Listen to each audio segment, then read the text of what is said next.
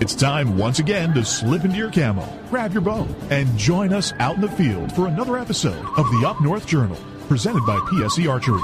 The Up North Journal crew is knocked and ready to rock for another exciting adventure. So let's step outside and hit the trail. This episode of the Up North Journal podcast is brought to you by PSE Archery, Carbon Express, Fourth Arrow Camera Arms, Wind Scent Hunting Sense, Killer Food Plots, Seeds, Supplements, and Attractants, Cabela's, Spot Shooters, Limb Walker Game Calls, Twisted Minds Bowstrings, Hunter's Blend Coffee, Antler Action, and Family Traditions Tree Stand. And don't forget you can catch us in syndication at 2 p.m. Eastern Time on goodtalkradio.com. Welcome back to another episode of the Up North Journal, everybody. I'm your host, Mike Adams, starting our 12th season, Dan DeFall, with me in the cabin. Absolutely. Congratulations on 12 seasons. Thanks, man. 11 years officially. Our 11th anniversary was The 25th. 5th. Yes, the 25th. 425, right? Yep. So Cool. 25. No, 11 years completed and starting our 12th season. Excellent, So- excellent. Gotta like it. And we're rocking and rolling. Mm-hmm. And, you know, in just in that honor, it looks like it's actually going to get warm. I think so. This week's supposed to hit 70s like 3 days, I do believe. Tuesday, 80. I believe. Hey, Charles Barham. Thanks for tuning in tonight. Good evening, Charles, all the way from Iowa. Yes, sir. But, yeah, it's been a week. It has been a week. It has. Thank goodness it's been a week. My week of turkey season Right on. has come to a close, and No gobble gobble? well, it's that public land hunting. Yeah? Yeah, you just don't know what to expect when It's like a box of chocolates? it is. It absolutely is like a box of chocolates. Okay. You expect some things, but things change at a moment's notice. What did you expect that you thought may or may not happen? To tell you the truth, I was actually not surprised. Not surprised. I'm kind of worried about the number of birds in the area. Okay. I'm kind of thinking they're down. They're not what they used to be. Okay. So my thought is that they might have been either pushed out or they've gone to private land. Predator? Could be too. I'm thinking it's a combination of everything. There's some predation, and then you've got just the sheer pressure that they get probably pushed them onto to private land. And Okay. you know, All right. when you've got ample cornfields, big fields on various sides of the area, and Right. you're asking them to stay here and eat this stuff, Right. Yeah. right? Well, It's like what do you think? Maybe nesting grounds? I mean, because there's a lot of natural high grass over in that area. there is, but it could go back to what you said about the predation, right? Maybe. You know, the little varmints that love their eggs. Yeah. And They might do a the number. bigger varmints that love the turkeys. That's true too. One thing I did see, I've seen a lot of deer. Okay. This is like the most I've ever seen in that area. Okay. As a matter of fact, I had to stop on the road for them to cross.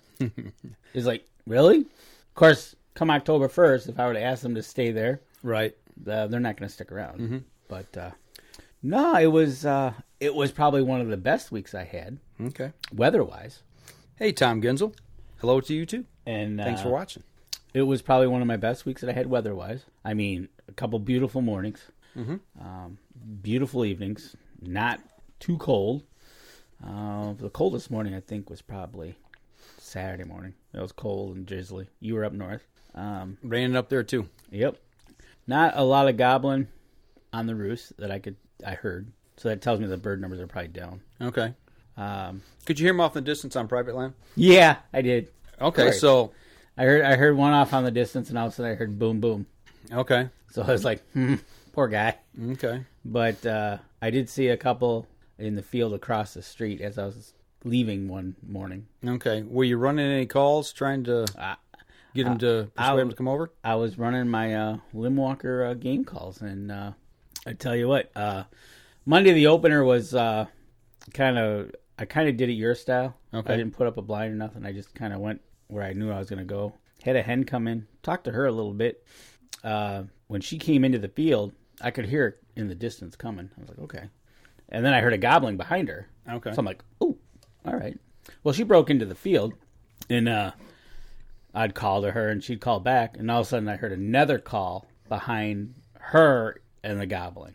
I'm like, oh, there's two hens. Two hens and a gobbler, and he's got one of the hens. Yeah, and all of a sudden, that gobbling kind of turned and went the other way.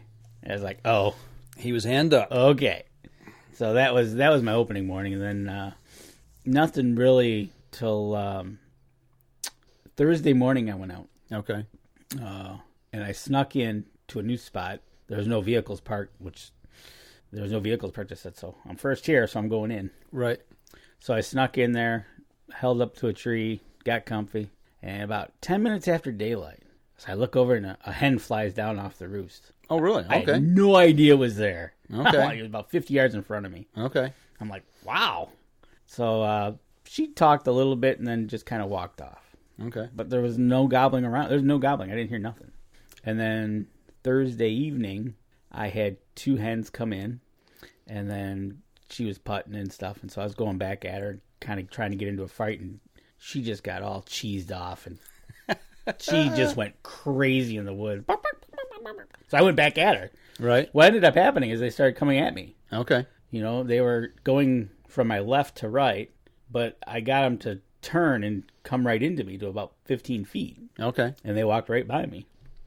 Of course, there was no gobbler behind them or anything like that. Right. It was like, come on. Yeah. All right. Here we Show go. yourself. Right. And then I went out Saturday morning. Heard some gobbling. Like, ooh, he's a little distance, though. So, okay. Mm-hmm. So I played a little bit, and he was there. As it went, about 9:30, he was just gobbling his head off. I said, all right, time to go in mic mode. Mm-hmm. And I'm going after you. Okay. So I took off everything except my call and my gun. You went bareback? Well, I left my camo on. Right? Okay. Well, you said you took off everything but your your call and your gun. I lightened the load. Okay. I said, I'm going after you. So I grabbed my gun, grabbed my one call and my mouth call, and I started sneaking through the woods. And I would call him, and he's calling back, and we're going back and forth.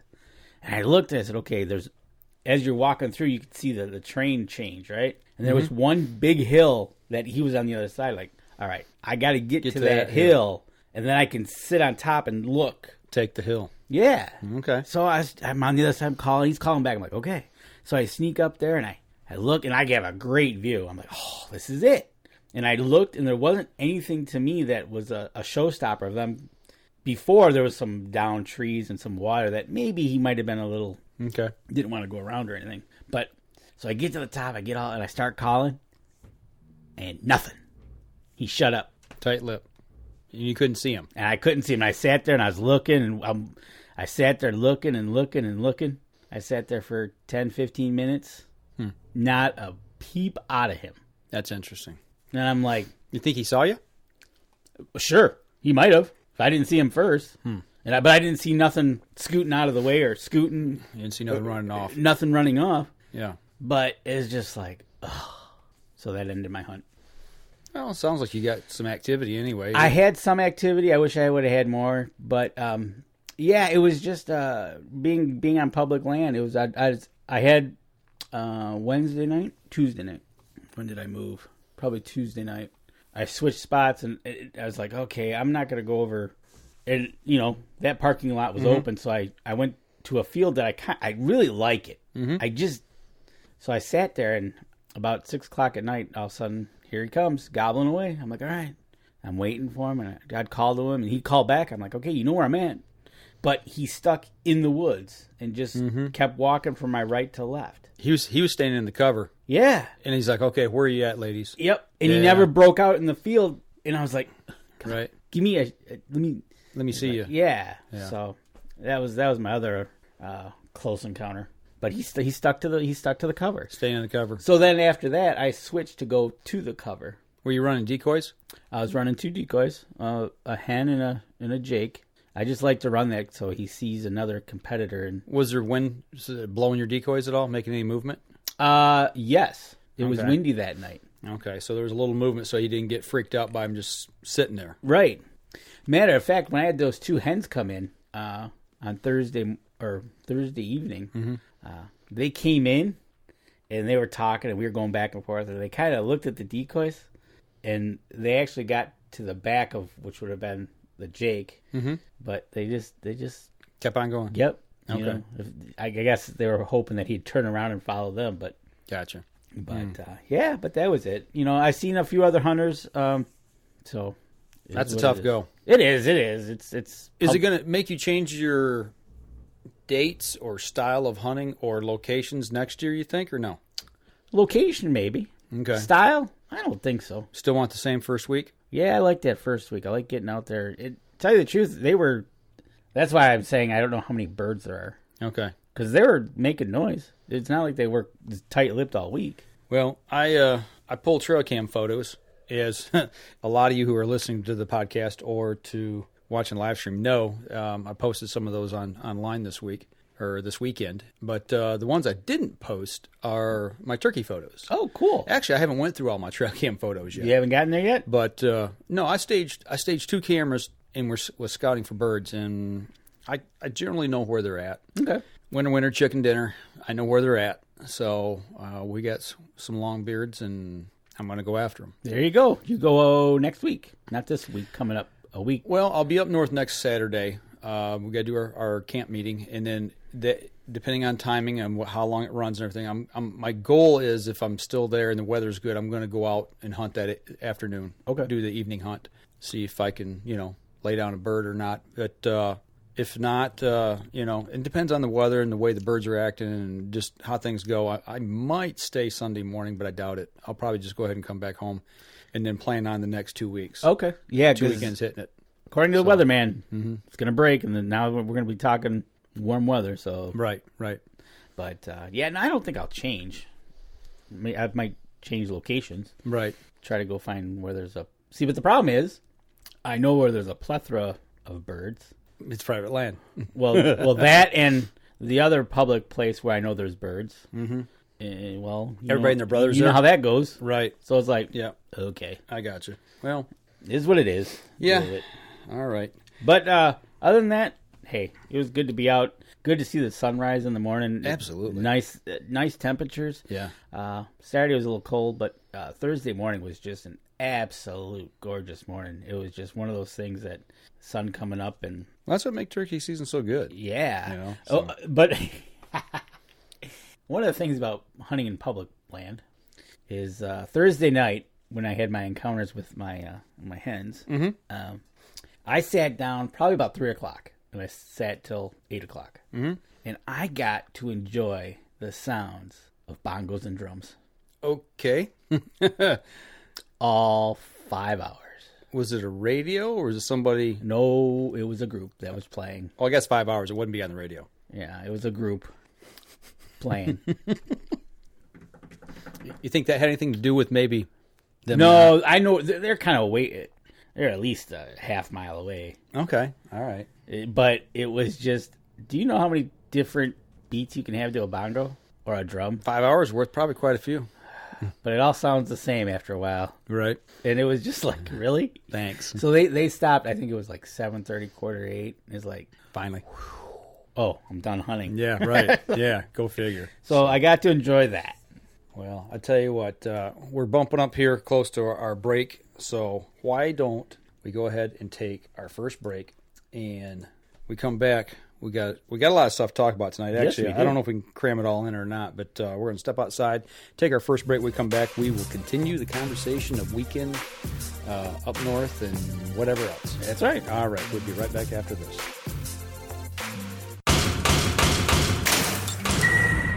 PSE Archery has reinvented the way you buy bows.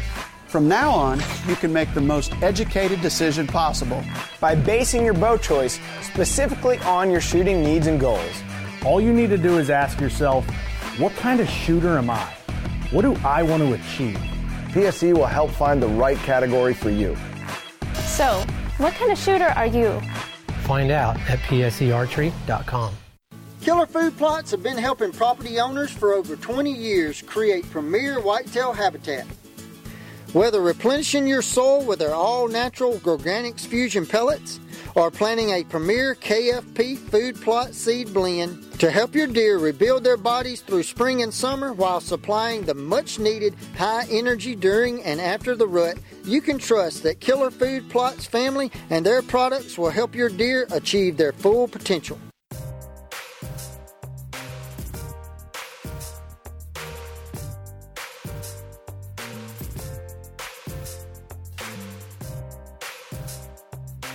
Welcome back. Second segment of the show. Before we go any further, we got some news we want to share. Do. We should have done it right off the top, but we didn't. So No. We want to ease into this. Right. So, but if you've been listening to the show the last couple weeks, you will have noticed that we tried a new coffee right here. Hunter's Blend, Awaken the Hunt, huntersblendcoffee.com. But the good news from them is they are now the official coffee sponsor of Up North Journal. You know how I like coffee. Yeah, well, that plays right in to you. So we want to thank them for getting on on board. board. Yeah, Yep. Absolutely. Get over to huntersblend.com. Check them out. It's definitely coffee with a purpose. Keeps you awake. Yep. Awaken the Hunt. Awaken the Hunt. And don't have it too late at night because it keeps you awake. That's right. And these guys, they contribute to the outdoors and outdoor organizations and things like that. And actually, we're going to get them on the show here real soon. Matter of fact, what's going on? We were trying to have them on this week, but I guess they're in the process of moving the company. Mm-hmm. So moving to a new facility. So they're a little busy. Mm-hmm. So hopefully in May, we'll break them free from their move. And we'll have them on the show and talk more with them. Yeah. But they are now the official coffee sponsor of Up North Journal. So make sure you go over right there's their website, huntersblendcoffee.com. Yeah, check them out and take them with you to camp. I did. You did. I did this weekend. So right here's the bags, the coffee. 12-ounce bags. So go over and check them out. Yeah, Get some ordered. I'm not a coffee connoisseur like you are by no means, but it's one of the smoothest coffees that... It's funny, sometimes I'll have this in the morning on my way to work, on my drive, and then I'll get there, and then I'll have a cup of... Something else? Something that's provided there. Mm-hmm. It's like, Right. Well, Jake, he likes coffee. Yeah. My youngest boy, he just turned 19. Big shout out to him. He just turned 19 this week. Just had a birthday. So, but... for a kid his age in college, he drinks coffee, and he kind of takes it after me a little bit. And we got our pot of coffee ready for the show tonight, and we had a little left over. I said, give us a try and tell me what you think. And he said, I said, just try it. Let me know what you think. So he did. Right before he left to go back to school, he's heading back down to college. And he's like, wow. He said, this is smooth. It is. It's good. It's one of the smoothest coffees I've had compared to the big name brands. Yeah. Man. And that, I think... Oh, the one we use at work in our coffee station is Dunkin' Donut. Mm-hmm. And I don't know, they bring it in or whatever, but it's like, talk about a 180 from a smooth to a gotcha. Oh, man, it is just out there. But welcome to the Up North Journal. Welcome to the Up North Journal. Hunter's Blend Coffee. Yeah, absolutely. You'll see them around at camp, around the breakfast table, around the blind. I made two pots of it up at camp this weekend while I was up there. Okay. And man, you talking about the mornings, getting up early in the morning and getting fired up. I actually woke up at 4:30 in the morning, Saturday morning. I don't know why. I went to bed. It's my normal time I get up. 10:30-ish, maybe 11. 4:30. But I woke up and I was like, bang, I was wide awake. I tried to lay back down, and I did, and I tossed and turned. But I finally got up about, 7 o'clock. Made a pot of coffee, went outside, drank my cup of coffee. Out there watching the birds come in, the geese and the ducks hitting the water, and it was electric, man. It was really good. Is snow all gone? No, not yet. Okay, it'll be gone. There's actually, I was going to load a photo tonight, and I actually forgot to. Oh, okay. Of me driving out of camp, the road coming in, there was a little bit of snow. So give a shout out. Tim Cias is now watching us on the live feed. Hey, Tim. Lim Walker game calls. You'll be using those calls when you're up there. I used them all last week. Got them right here, right down here in front. If you can see them here in the photo. Well, you know what? Oh, let me drop the name banner here so everybody can see what we're talking about. And there you go. You can see them right there. There you go. There's the calls. Lim Walker game calls. So get your calls. I'll tell you, they're awesome. He has got, you know what? I was using, he sent us a few calls, so I was like going through them all. Mm-hmm. It was like just trying this one, trying the glass, trying the glass over slate, trying the slate, trying the red slate, trying the aluminum. But man, they all sounded so good. I think, if I'm not mistaken, Tim shot his bird over the red slate, which is I think it was which it was the per call. Yep, it was. It was. Man, I ended up being the one I was using the most was the glass over slate. Okay. Just because I could spin it in my hand. Okay. And but man, brought some hens in. Yeah. Well, okay. Good. So it works. They liked it. You just need to get where there's some toms. Yeah. So I heard them. But I'm looking forward to it. You know, if I can get out next Saturday, that's my goal, Saturday evening. If I get up, if I go up after work on Friday night, okay, I might try to set the clock and get up early and get out there before our camp meeting. I did that last year, and actually I rolled a tom. I misjudged my distance. You rolled it. Maybe you should start a tradition. Shoot a tom before the meeting. Yeah, that'd be nice. Yeah, come back with that in my turkey sling. Right, exactly. Hang it up over there on the pole, and everybody can look at it while we're talking at camp. There you go, talking deer and looking at your turkey. But I was out turkey hunting, and you were up doing a deer browse. Do you want to talk about the survey, or do you want to talk about the photos? Well, before we did the survey, I got up there. I took Friday off work. Okay. Went up to camp so I could get everything opened up for the season. You know, that we already turned the water and everything on. And I just needed to get everything kind of freshened up and opened up for camp. And we were having about 15, 20 people over Saturday morning for the deer browse survey that we're going to do. But when I got there, I went in, turned the water on, and opened a couple doors real quick. And I needed to get some gear out of my Jeep. So I got the cooler out, had food in it, put it inside the door, made sure I had propane for the grill so we could do the hot dogs. Right. And I'm like, you know what? I need to run and check and make sure that the snow is off the main road so I can get back to where we're going to do the survey. Okay. You know, because there's one spot right when we first came in, there was some snow. There was a little, shaking and dicing and trying to get through it. It wasn't real deep, but it was real icy and hard because it was in the shadows. So I took off, and I was gone for about 2 hours. Checked trail camera photos and all that kind of stuff. Pulled all my cards, got back. And I started unloading my other personal stuff, and I walked into my room, put it on the bed, and I turned around to come out, and I'm like, what's that noise? I hear this little uh-oh. I'm like, that sounds like air pressure coming out of a tire. And I looked, and the door to my sink was open, and there was a water leak. Oh. It had been leaking for 2 hours. In your little room there? Yeah. At your sink? Yeah, it had leaked out about 1.5 feet in front of it, over to the door, and halfway through my closet. Yeah. Ah, yes. So I got the water. I shut the valve and everything off, and spend the next 3 hours or so mopping, trying to pad up the carpeting best I could, turn the heater wide open, and actually there's a crew up there today pulling carpet, moving all the stuff out of my room, and getting it ready for me when I come back up. Is there now you're piping copper? Mm-hmm. Yes. Oh. Yep. But it wasn't the pipe that cracked. Busted. It was at the bottom of the valve. You got a little usually a 90-degree little service block that comes out and goes up to your sink. Yep. And it's got a valve on it. Yep. Well, these are specifically made. You got the valve, but the valve doesn't turn the water flow off to the sink. It turns it off. There's a cap on the bottom, and it's a drain plug. Okay. So what had happened is that valve was open, and the drain plug, it actually, it's like a freeze plug. It had cracked, I guess. So I just reached there and turned them off, and all right. It quit leaking. But yeah, so yeah. Anyway, long story short. have I been there? Yeah, it wasn't good, but the good news is I started going through trail cam photos, and for any of y'all who have been online this weekend have seen some of them that I've posted.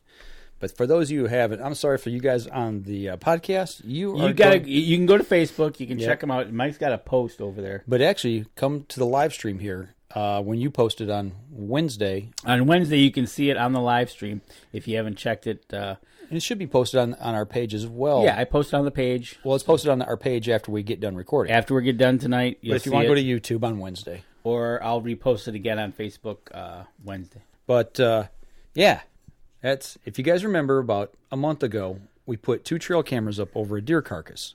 Deer had just expired within a day, maybe 2. Yep. We did a little necropsy on it right there in the field, figured out what was going on, if you guys have seen that video. Basically, it was malnutrition, starved to death. Right, exactly. And so you decided, hey, let's put a couple of trail cameras over it. Well, we scared an eagle off of it when we drove up to it.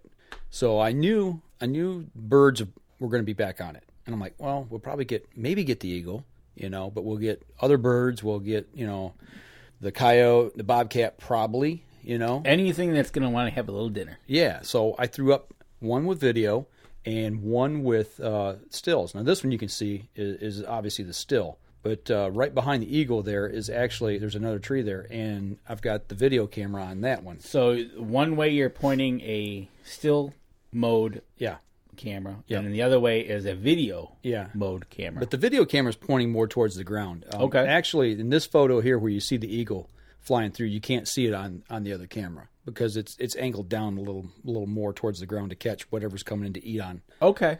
On the carcass. So. But yeah, that is a gorgeous. I'm sorry. The bald eagle is a beautiful bird. Yeah. Let me take that away. A mature bald eagle is a beautiful bird. Right. But, I'm just going to flip through a couple of these here. Here's another one that I haven't shared online yet. That is just cool. And is this? This is the one that actually you just found. We just kind of discovered something in this photo tonight. Yeah, and actually it's if you look towards the right-hand side underneath the bird there, underneath his tail, right at the edge of the screen is the deer carcass laying down there. And what I didn't know, I thought was snow, but there's another eagle's head there. And I asked you when we were looking at these before the show, I said, do you have more than one eagle? Yeah. No, I got one eagle. Yeah. No, there's two. No, you got two mature eagles. You said you have an immature one. Right. Yeah, well, I got an immature one as well that I've got on camera.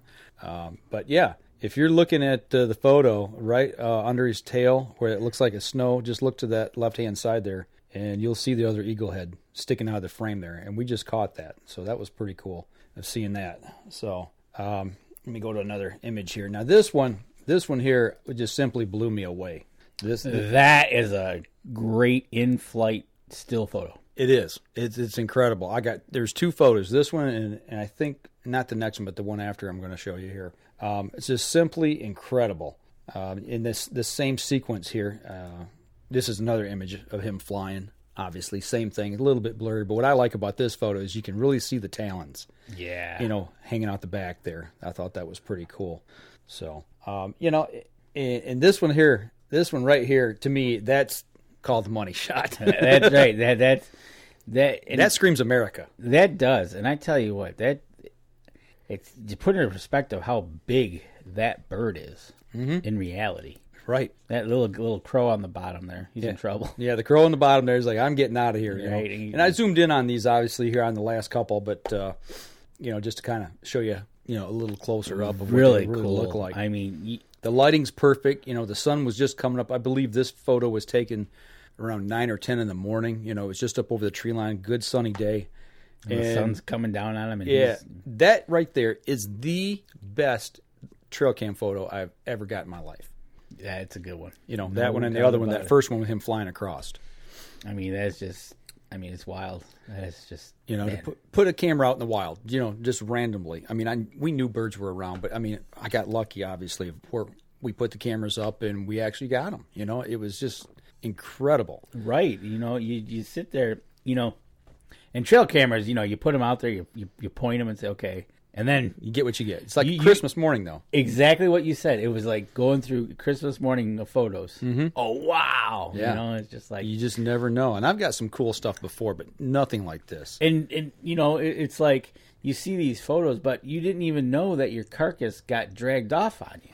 No, and that was the thing is the carcass it got drug off to the side, and that's really the reason we didn't get any video of the eagles on the carcass was because as I was going through them, I finally found out that a bobcat had actually drug them Yeah, off. you set up the photos, the cameras pointing at a carcass, and come find out somebody changed your location of your carcass. Right. Well, I tell you what, we're running up here on time for our next break. Let me get back off this here for just a second. And let's step outside, take our next break. We come back. I want to continue this conversation on this because I got some other things that was kind of eye-opening as well. So all right, cool. We'll blaze through that, and then we'll talk about the deer browse study. There you go. All right. We'll be right back after this, folks.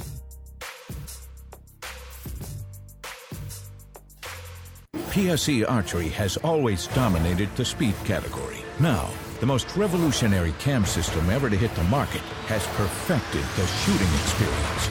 Introducing PSE's Evolve Cam System, featuring extremely high let-off capabilities and the smoothest draw cycle in history. No other cam system has ever delivered this level of total comfort and total control. Experience PSE. Experience performance. Killer Food Plots have been helping property owners for over 20 years create premier whitetail habitat. Whether replenishing your soil with their all-natural Organics Fusion pellets or planting a premier KFP food plot seed blend to help your deer rebuild their bodies through spring and summer while supplying the much-needed high energy during and after the rut, you can trust that Killer Food Plots family and their products will help your deer achieve their full potential.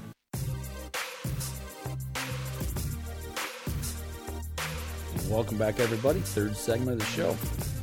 You know, we've been talking a little bit about, the eagle photos and all this stuff that's been going on and talking about different critters and things. But I did jump right back into this. I got another photo here that kind of blew me away. What you're looking at is a coyote putting these two cameras across from each other. Really didn't know what to expect and how they would, how it would really, if one would help the other. And here's a case of it that it did. Yeah. The camera on the tree, the light you're seeing, is the one that was taking video. That's your video camera pointed down at the deer carcass. At the deer carcass, yeah. And, there's the coyote coming in, over the site. The actual animal had already been drug off by Mr. Bobcat. But he come in just sniffing around looking. But, these are Browning cameras. And, you've heard me talk about these things before, but these are the no-flash, infrared cameras.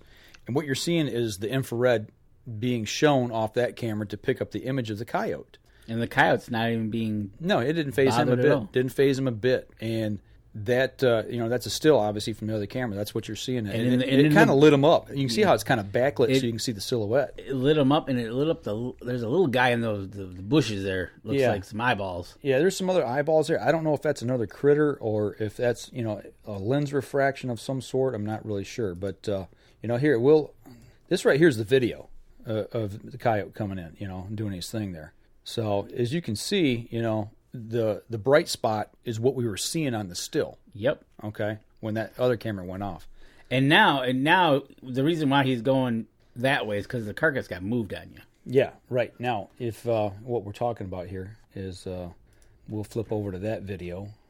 Oh yeah, you see. There's that's where the carcass started. Yep. That's a bobcat dragging it off. And you think about a bobcat the size of them, and they can get pretty decent in size. But this cat, he's working, he's dragging that deer off. He is giving all he's got to move that deer. And this photo or that video was taken. I got to think back now. That was 3:18.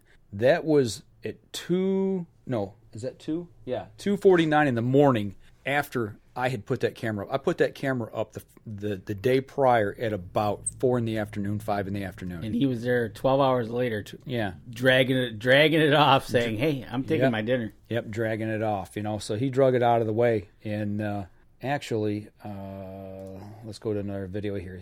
He came back the next night at 8 that evening, and he's come back in looking for okay, is there any scraps left?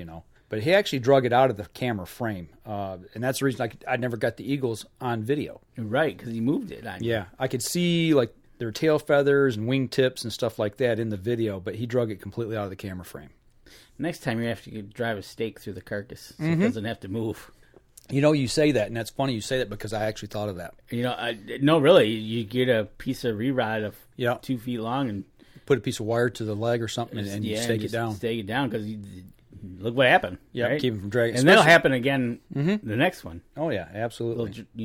They'll drag it to the next cover. That was pretty cool, getting those images. Absolutely. I mean, that's just awesome. But, kind of moving along here. Oh, speaking of predators, did you see any bear tracks? Not a one. Not a one, really? Not yet. Nope. Okay. But I may have them on camera on the one I haven't checked yet. Oh, I got all the pictures. I just haven't went through them yet on another camera. So, but this photo here, this was the early December, not December. This is the early April snowstorm we had here in Michigan. If you look at the front legs on that deer to the left, the snow's pretty deep there. It's right up to his, not quite to his knees, but it's foot of snow. Yeah, probably about a foot of snow, roughly. Yeah. And this was the morning after the big snow. So, just kind of to show the relationship there of what was going on.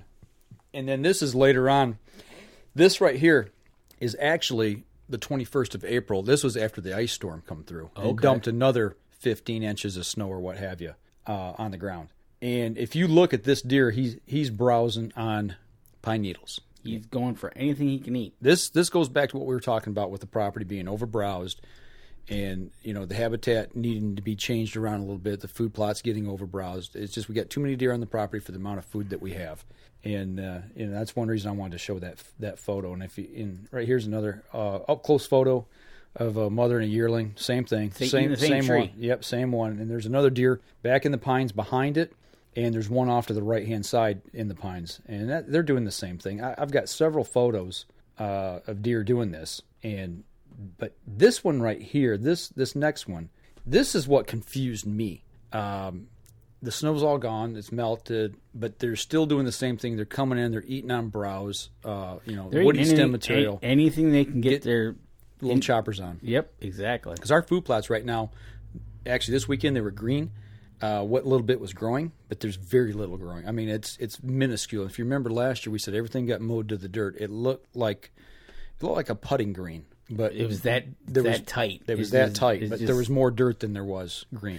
Well, hopefully this week it gives them a good green up, because I noticed down here the buds on the trees are popping, leaves and stuff on the underbrush. Right. That they're starting, so it'll give them something. Right. Hopefully this week it'll be a good one for them. Well, and you and I, we talked about this, and I zoomed this picture up so I could see it on my tablet when I first got it, so I could really see what that was in his mouth. I'm like, is that a stick?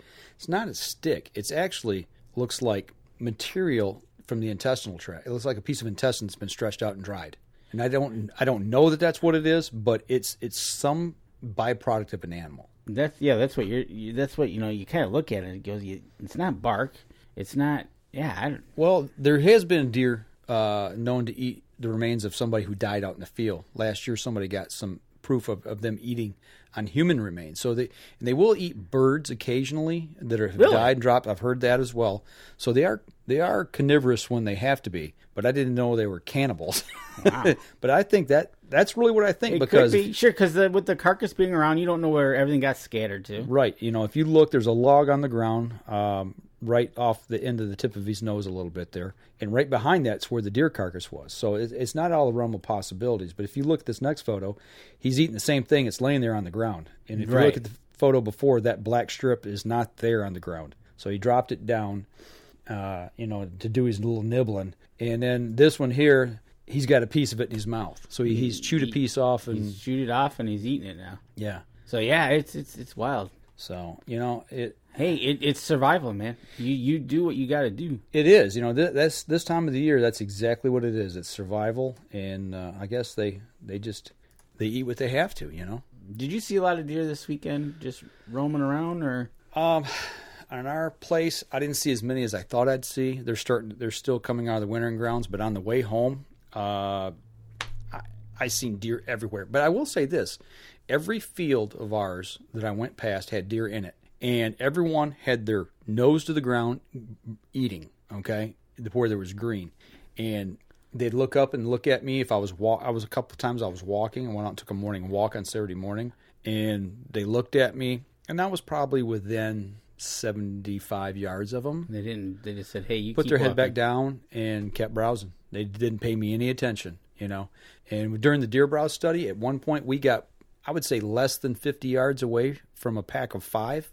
Really? And they lift their heads up, looked at us. We just stood there, and I had the video camera. I was taking video and stuff. And once we just kind of stopped and stood there, they went back to browsing. Once we started stepping towards them, they would move off at about the same pace we were trying to approach. Oh, okay. They kept the distance. They just kept that buffer between. But they didn't run away. They kept feeding. Yep, because it's food. And then on the way home, every field I saw on the way home was full of deer yesterday afternoon. And it didn't matter if it was morning, afternoon, or evening. Deer were feeding. Over in the private area down the road, there every evening when I was coming out of the woods from they're in there. Mm-hmm. They were just head down and mowing away. Right. Well, it's that time of year. Green ups here. They've had a hard winter, and they're just trying to put the feed back on. Yeah, exactly. They got some catching up to do. Unfortunately, we actually this is going to be the coldest April on record. Yeah, March was too. March was the coldest or second coldest. And we broke the record for the most snowfall here in Flint. So right, exactly. You mentioned that. But yeah, so hopefully we get some green up going. I think this week with 70s, 80s should be. Right. The blossoms should be popping. And well, the turkeys that I saw on trail camera, which I didn't have time to get any of those photos gathered, they all looked healthy. They all look, they look good. They look like they do in the springtime. Good. So, and actually I had more birds on trail cam than I expected to see. Really? Yeah, so that's good. I saw one really nice flock cruising through my field, which got me excited. Yeah, absolutely. So, yeah, I'm looking forward to that. Should hear some gobbling next weekend. Right. You know what? I tell you what, let's see what little bit of time we got. Let's take a quick break, take our last break, come back. Let's talk about the deer browse survey that we did, because I think that's really important. We need to get that information out. All right. We're going to step outside, take our last break. We'll be right back after this.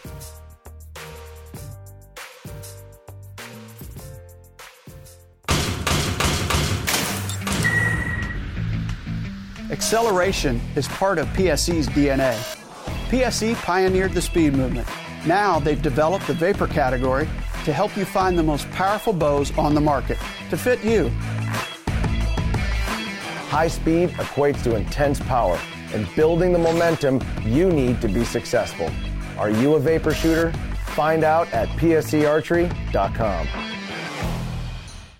Killer Food Plots have been helping property owners for over 20 years create premier whitetail habitat.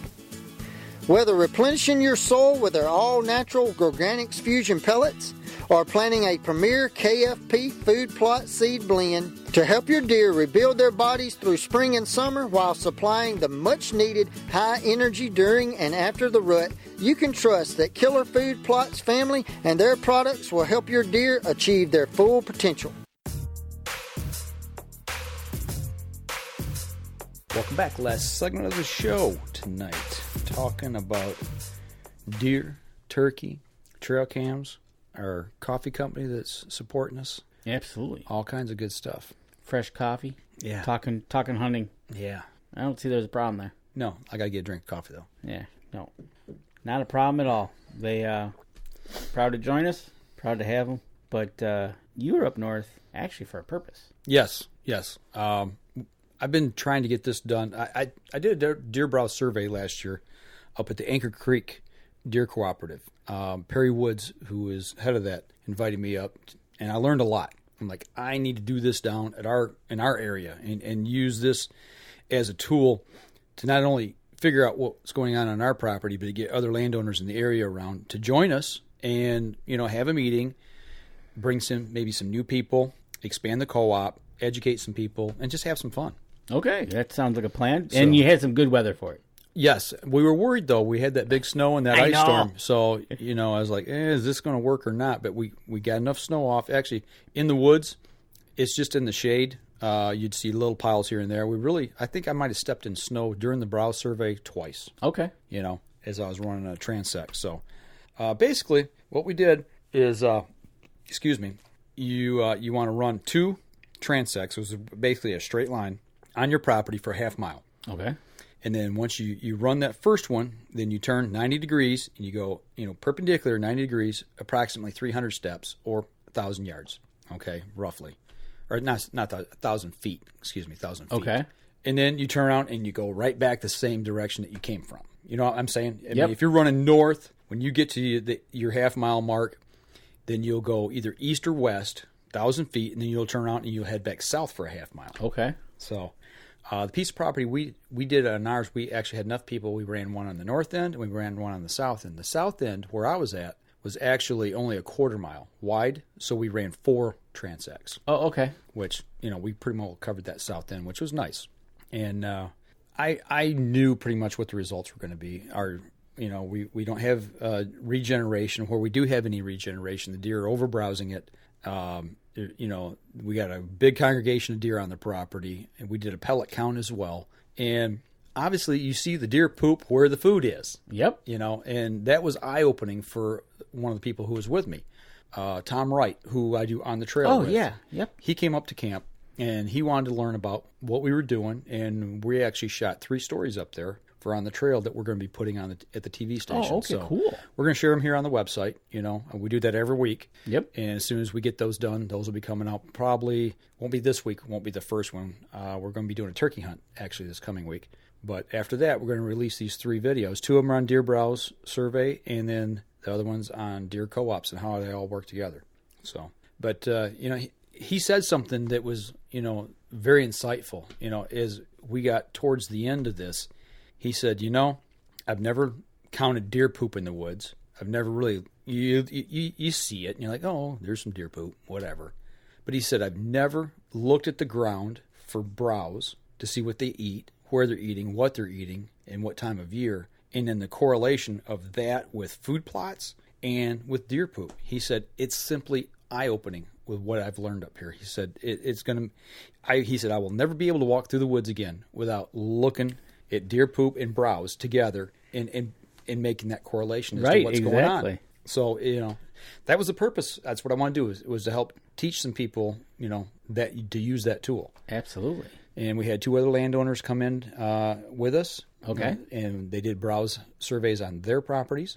One of them was not part of the co-op, but is going to join the co-op, hopefully. And the other one, the last one was All Band Communications, who we're doing, the Wildlife Research Center with. Right. They've got some land up there, and we went over to their property as well. But so we had a representative from All Band there. Tom Wright from Williams Gun Sight was there. Anna Mitterling from MUCC is the one who educated everybody on it and conducted the survey, and I'm waiting to get the results back from her on what everything means. Yeah, what does it all mean? On each property. And Perry Wood was there. Oh, Perry Wood came over, okay. Yeah, he came from Anchor Creek to help out. So, I went to his, he came to ours. So that was a huge help. And took a group out who didn't know how to do one, and so it kind of gave them some confidence in what they were doing. And Emily Soul, the new wildlife health coordinator for the DNR, she came and helped out, and Wayne and Luke Sitton from Turtle Lake came over and helped out as well. Oh, that's awesome. So we had some great people with great deer knowledge helping to make this happen. Yeah, no kidding. Yeah, it was awesome. It was really awesome. And it was nice to have like a Perry Wood there who had done one of these before, so he could take a group with himself. He knew what they're. Yep, here's what you look for. Yep. Mm-hmm. That's awesome. Awesome. So, but yeah, as we were walking, we got close to some deer, and they just simply like, yeah, I see you over there, but we're going to keep eating. Yeah, we're a little hungry. So now you're waiting back from Anna with the results. Right. Now you're going to get, I'm assuming, a sheet of paper or something and kind of details what you found, what this means, and what you need to do. Some recommendations. Yeah. That's what we already know we need to change our habitat. We do know that. We need to improve our food plots. We need to reduce the amount of deer on the property. The easiest way to reduce population is definitely taking does. The doe harvest. Yeah, absolutely. That you got to bring that doe harvest. We've talked about the one of the things you can do is doe harvest, right? Yep. As a hunter. And speaking of does, speaking of deer, did you find any more dead deer? Found one, and actually I was surprised that we didn't find more because we were really worried with these last 2 storms that hit in April. You only found one. Only found one, but we were only on 2 sections of property. I really didn't walk heavily through my area. Something that we're going to have to keep an eye on. I mean, my eye was to the sky. I was looking for ravens and crows. That's a telltale sign. Oh yeah. Had I seen some, I'd have went and put another camera up, obviously. But no, only found where one had died and been scattered. So that might be a good thing. Yeah, I hope. But I tell you what, a lot of truck cam photos I saw, some of the deer look good. The ones that look good were mature does. Go figure. Who gets the best food? The mature does. Yep. They're going to kick all the other ones off. They pack it on the most and they kick everybody out. The ones that looked the worst were the young. The young ones and the bucks. Yeah, the young. Well, I didn't see anything that was like, a big-bodied buck that had dropped antlers. I didn't see anything like that. But where I had my camera at, I wasn't expecting to see that. But I did see some yearlings, and some smaller bucks and does. And the smaller bucks and does, they definitely look like they've been taxed to the hilt, as far as being pushed and stressed. It's late, and I'll have to, email my Brock up north and see how it's going. I'm hoping the warm weather got up there to knock it down. And like you said, if it's just in the shady areas, that's a good thing. Right. But it'll be interesting to see what she comes up with recommendations. Like you said, you already know what some of the things you got to do. Mm-hmm. There might be a couple more tidbits. Right. You definitely need to shoot a few more does. Yeah, and actually we got a couple game plans of things we want to try. We're going to present and hopefully get some people together to do that. We just got to work through some logistical things. And you know what? To tell you the truth, you've got the proof right in your hand with the report. Yeah. Guys, we got to do something. This isn't Mike off the top of my brain, right? Talking and saying, let's do this. No. Right. Here it is. Well, and actually, I do have to say that our guys at camp are really good about shooting does. Last year we didn't hit our target number, but it's surrounding landowners. We need some help. You can't rely on just one group of guys to do it. It's got to be area wide. That's the thing. This is a team thing. It's team effort. It's a hunter. It's team hunters. Yeah. It's your group. It's the camp next to you. It's the camp above you. It's the you can do your part, but if everybody does their part, then everybody wins. Yeah. If you have one that's doing it but not the next people, kind of defeats the purpose, right? Absolutely. But you definitely got to. They got to do something. Step to the plate. Yep. Just step to the plate, help out, because, and that was one reason I wanted to do the deer brow survey. It's like I already knew pretty much what was going to happen. I knew the answers, and I've done one.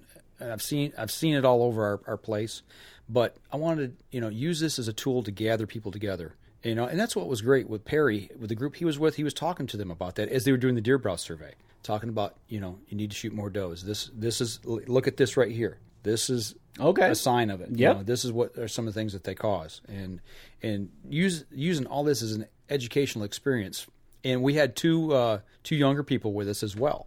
And I'm like, man, that's great, because I said, the one was from one camp, one was from our camp. And I'm like, you know what, you guys are going to be running these camps in 10, 20, 30 years from now. That's right. Learn when you can teach somebody at that age deer stewardship, and they can take that and they grow up with it. And then they apply it as they go forward. It starts that changing of the mind from old school to using science to make it a better place. Exactly. And and you know what? I think it goes a long ways when you can show them something like a study, as opposed to guys and girls sitting around a table. Hey, we've been doing this for 20 years. We know what we're doing. That was set up there. When we were all together at the table, and we had lunch. And that was another thing, everybody kind of brought a dish to pass, and we all sat down and ate together and started sharing camp experiences and, camp dynamics and things that were going on. And one of the guys from one of the other camps, he said, this is what we were always told. This is the way we grew up, because they never saw deer up there. If you had a hunt and you seen a deer track while you're up there, or seen a deer, that was a good hunt. Yeah. Because there used to not be a lot of deer there. But now, on the other hand, it's completely flipped. But when you've got those older generations who really had, had very limited resources, you didn't cut trees down because it takes a long time for them to grow, and that's the habitat. Well, now we know differently. We know that there's science provided that old growth forests do not support good deer habitat. Plus, I think through science, the hybrids, the different trees that they've come up with that are a little bit faster growing. Oaks take a long time, but if you can have acorns within 5 years of planting something, that's a lot better than the old, hey, there's a little one growing up. It's going to take 30 years before it gets up. Right. So you've got the hybrid oaks, you've got the different science configurations that they're using for the trees and different things. So, it's helping now, but I think the educational part of being able to show somebody the educational side of it, here's why. This isn't us talking. So they can take that knowledge and keep going. Like you said, they're going to be running the place in 10 to 20 years. Right. But now they're going to learn why and what to do when they get, okay, I remember doing that 10, 15 years ago. Right. So they can talk to a biologist, say, hey, we did this 15 years ago. What do we need to do now? Yep. And this is what we're dealing with. Right. Yep. So that's, again, education. Absolutely so. While we're talking, just got a message from Jeff McAvoy. Actually, we talked with him at It was, we talked about new turkey hunters. It must have been on episode 455. Okay. And how you would shape the peg. Okay. And we talked back. He sent us a picture that he was able to call in a flock. Oh, wow. That is cool. A flock. He said he got them within 20 yards. Unfortunately, they're all jakes. And he wanted to take a bigger tom for his first bird. Thanks again for the info, and congrats on the 12th season. That had to be exciting. Absolutely. That had to be really exciting, And once again, sharing a little knowledge, passing it along, helping other people. And that's what we got to do as hunters, and outdoorsmen and fishermen. And I was online this weekend with a guy I used to work with. He was going up to the Asabo, first-time trout fishing. Oh, he's going to go do some trout? That opened up this Saturday, weekend, right? Yeah, Saturday morning, yep. And, I was throwing tidbits and pointers to him as we were talking back and forth on Facebook. And, I said, hey, try this, go to this spot. I've fished here before and, had some decent luck. You use these patterns. And it's like, you're not giving away rocket science. You're not giving away the farm. You're not giving away that secret spot. Pass some knowledge along, help people out, because if you get them involved. You mean you're not going to let them go catch your fish? Yeah, the ones that got my name written on right, them. Exactly. Right. I know. I know. You sometimes talking with some people, you literally have to pull their molars out just to get any information because they think they're going to give you the golden secret to shooting their deer. Right. But yeah, we just got that as we were doing the show, so that was kind of cool. Well, congratulations. I'm glad it worked out. You definitely called one in and called 20 in. There you go. Cool. I would have been happy with that. Right. You better be glad Danny wasn't sitting next to you because he'd have shot one of those chicks. It would have been. I would have been. He'd have had turkey dinner. Yeah, it would have been lights out. That's good. So good job. Keep it up. Keep us informed. You're probably still hunting. Let us know. All right. Well, I'll tell you what. Let's wrap up the podcast portion of the show here this week. I know there was a lot of information that we give this week that was actually visual. You guys are going to have to go over go to our Facebook Live, and Yeah. it'll be posted after the show, obviously. And then again on Wednesday, I'll re-release it, and you can sit down and listen to it and watch it on YouTube. Yeah, it's there's a lot of good information there. Just from the pictures alone, and what I saw. While I was just looking through the photos, it verified a lot of the things I thought was going on. So absolutely. Not that they're good things. It's just I'm worried about it, but it's just more proof. Yep. And don't forget, check out our newest sponsor of Up North Journal, Hunter's Blend. Absolutely. Go over to there's Hemisphere's Coffee HemisphereCoffeeRoasters.com and HuntersBlendCoffee.com. There you go. So check them out. And thanks to them for joining us here at the Up North Journal. So always love a good cup of coffee. Yes, you do. All right, that'll do it for us this week, folks. Y'all be safe out there. And don't forget, you can catch us in syndication at 2 p.m. Eastern Time on goodtalkradio.com. This episode was brought to you by PSE Archery, Carbon Express, Fourth Arrow Camera Arms, Winsent Hunting Sense, Killer Food Plots, Seeds, Supplements, and Attractants, Cabela's, Spot Shooters, Limb Walker Game Calls, Twisted Minds Bowstrings, Hunter's Blend Coffee, Antler Action, and Family Traditions Tree Stands. Thanks for listening, and join us again here next week. Until then, remember, as we always like to say, if you're out on the water or in the woods, shoot straight and be safe until next week on the Up North Journal.